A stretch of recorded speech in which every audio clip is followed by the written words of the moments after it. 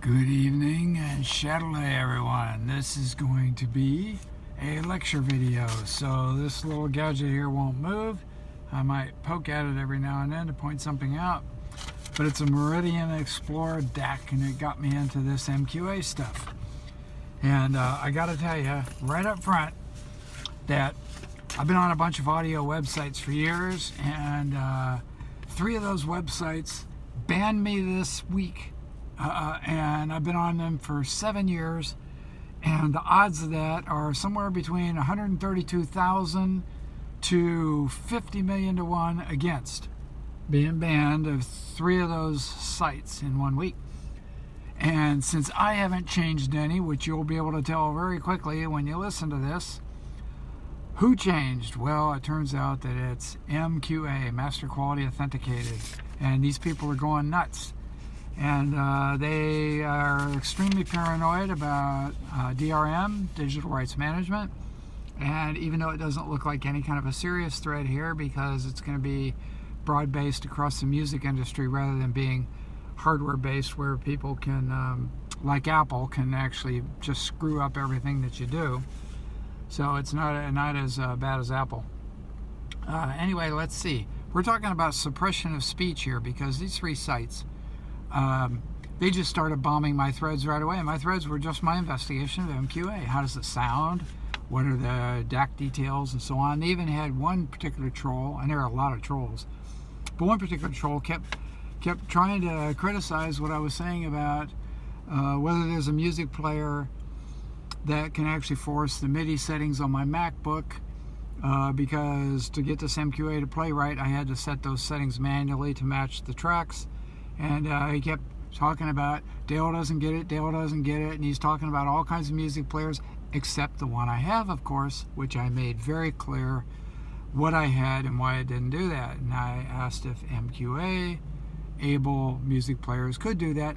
Nobody ever answered the question, so they're just trolling, they're lying, and these people, like I said, they're kind of out of their minds on this. But anyway, see if we can supply some details here. What's this whole thing about audiophile anyway? Why do we go to these sites and all this other thing? Well, the audiophiles are supposed to be the people who protect us. They're protecting us from having our music degraded, from having people put out schlock as music that we pay for, and so on and so forth. And, you know, whatever people say about, well, let the buyer take his choice.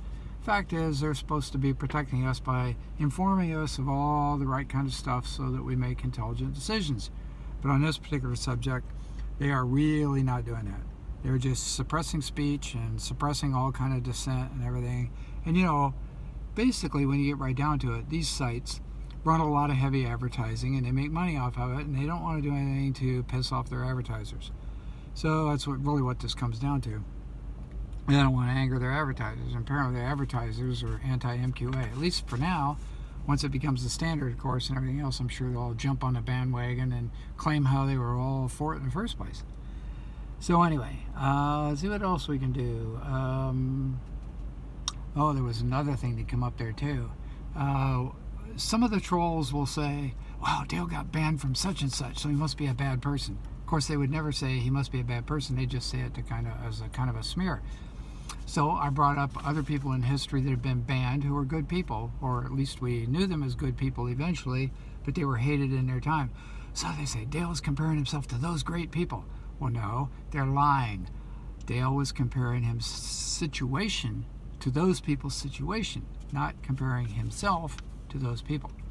So anyway, the trolls, they just keep repeating the same old crap over and over again. And they're not morons, because they know this stuff. They just, they're trolls. So anyway, let's see. The music companies have a right to DRM, digital rights management. They own the stuff. They have a right to control it to some extent, so that you can't copy it and give it away to people. Now, if it's done right, they can make it so that maybe you can't do those copies, or you can't pass it all around, but yet you can not only play it on your music player, but you can back it up and then restore it if you have to change computers or change music players or do something else. In other words, you shouldn't be forced to buy your music tracks all over again just because your computer quits and you have to buy a new computer. So digital rights management done right protects the user as well as the music companies. Digital rights management is done wrong, as Apple has done in the past and wants to do now on a lot of levels. That's bad, and Apple's very bad. And it looks like I'm getting some sunset here. So let's see what else we have here. We don't want to make it impossible for people to reload their music. We don't want to make it prohibitively expensive either. So you know, if we do DRM right, then everything should be okay. And MQA is accused of being a stealth form of DRM, and maybe, you know, the music companies are adopting it, so maybe it will become something like that. But I'm sure that as long as all those people tell the truth and do their job right, then we'll have a good outcome on this. But if they keep lying, it can't be a good outcome, even for them eventually, because the record companies aren't going to put up with any crap. You know, billions of dollars are at stake here. So anyway, that's basically all I got to say about MQA today. I like it. Works good. And, you know, check it out. Thank you very much.